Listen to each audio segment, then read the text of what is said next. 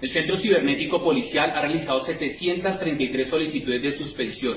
Hoy, 37 perfiles y 107 publicaciones han sido eliminadas. Cuando muchos desacreditan a nuestros policías, ustedes estén ahí para garantizar que haya balance y todos estos muchachos hacen seguimiento de modo que se cumpla con la ley en el desarrollo de las actuaciones dentro de las redes sociales. A finales de abril de este año, cuando en las calles del país se vivían los días de mayor efervescencia de las manifestaciones ciudadanas, en las oficinas del Ministerio de Defensa recibieron un guión. El documento venía de una agencia privada que contrataron para enfrentar la crisis. Se trataba de un instructivo de cómo el ministerio debía fingir que estaba bajo ataque, concretamente un ciberataque. Ese fue el inicio. La estrategia era doblar la apuesta, combatir el pánico que había en las calles con más pánico.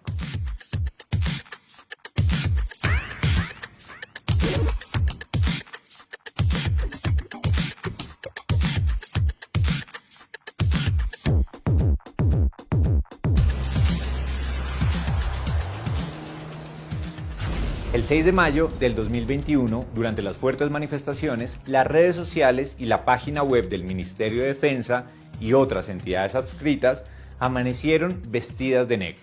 El último mensaje que aparecía en sus redes era intento de bloqueo. Parecía un ciberataque. De las 6 a las 9 de la mañana, ningún funcionario estaba autorizado para atender a periodistas ni a medios de comunicación. A las 9, las redes se restablecieron y comenzó la campaña #ColombiaEsMiVerdad. Se publicó un video que mostraba contenido rotulado como falso y donde un locutor decía: nos intentan bloquear, pero nosotros seguimos de pie. Nos intentan bloquear, pero nosotros seguimos de pie protegiendo a los colombianos. Información como esta es terrorismo digital y es falsa. A Colombia la protegemos todos. Algunos medios publicaron esta información, pero la aclaración no tuvo el mismo impacto que sí tuvo el falso ciberataque. Una mentira que terminó convertida en verdad. Además, generó confusión en periodistas y medios de comunicación. Para que esta campaña tuviera éxito, el ministerio inventó un enemigo: las personas y los medios que los critican o denuncian su accionar, especialmente durante el paro nacional. La idea fue planteada por Alotrópico SAS, una empresa bien conocida por el gobierno y especialmente por el ministro Molano. En 2019, esta empresa fue contratada para mejorar la imagen del presidente Duque, al mismo tiempo que buscaba que la ciudadanía cambiara su mentalidad frente a las manifestaciones que había por ese entonces. Ahora, 2 años después, Molano volvió a buscarlos, esta vez con un contrato por casi 900 millones de pesos, para llevar a cabo la campaña #ColombiaEsMiVerdad.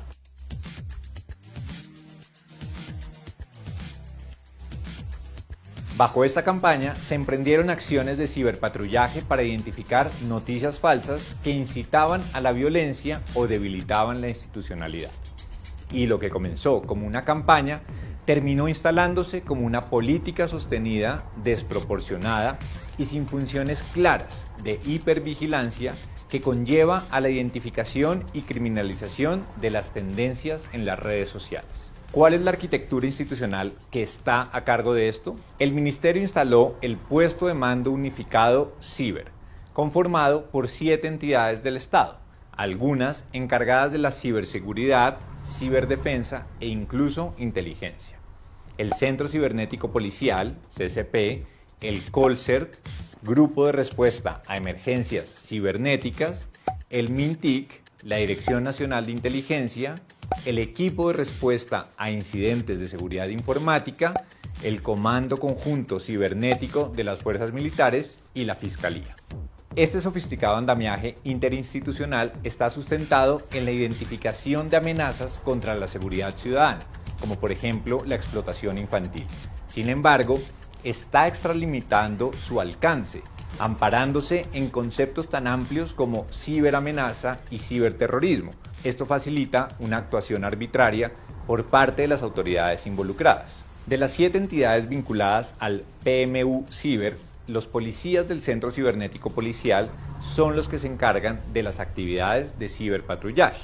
Ahí identifican y recolectan información que para ellos podría ser falsa o que podría generar alguna afectación a la institucionalidad. Es decir, que de alguna manera puede ser dañina para la imagen de la fuerza pública.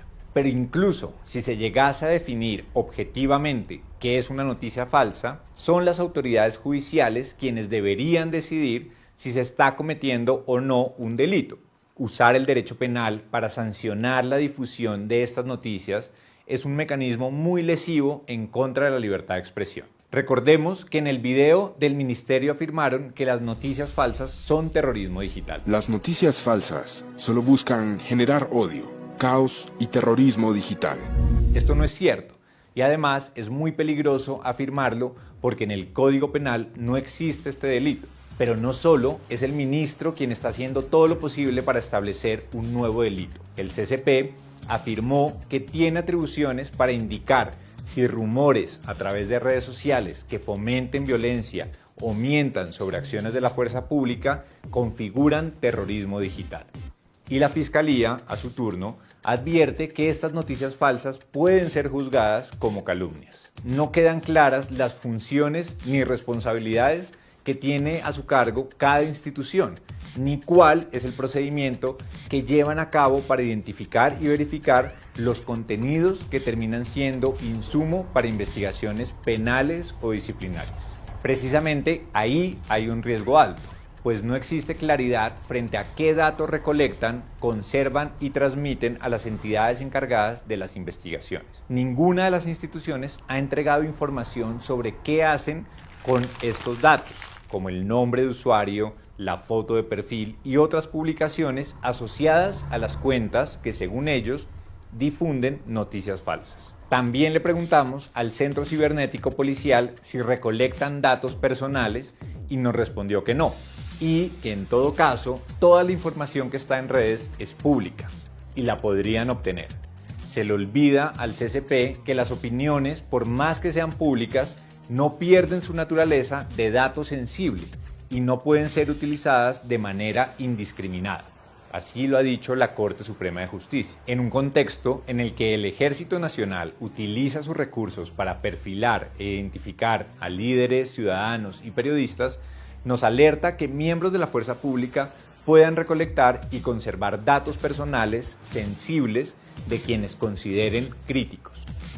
Aunque la Comisión Legal de Seguimiento de Actividades de Inteligencia y Contrainteligencia del Congreso de la República debería ejercer control político sobre este asunto, se ha limitado a desvirtuar el supuesto ciberataque que, a juicio del ministro de Defensa, sufrió el Ejército Nacional durante abril, mayo y junio del 2021. Lo anterior llevó a que la comisión malgastara sus esfuerzos en analizar un ataque que en la realidad no existió y que se distrajera de supervisar las labores realizadas en el marco del ciberpatrullaje.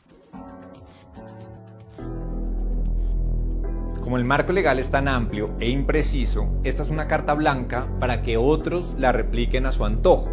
Ministerios, alcaldes, funcionarios, contratistas. Así se termina institucionalizando un discurso de estigmatización y censura arbitraria contra quienes denuncian irregularidades en las instituciones, toda vez que rotulan esta información como falsa. La falta de transparencia en toda esta política deja preguntas sin resolver. ¿Qué hay detrás del intento de convertirse en el juez de la verdad? ¿Acaso quiere el ministro Molano criminalizar el contenido en redes sociales que es crítico de las acciones de la fuerza pública? ¿Por qué no hay un contrapeso institucional que advierta los riesgos que esto trae para la libertad de prensa?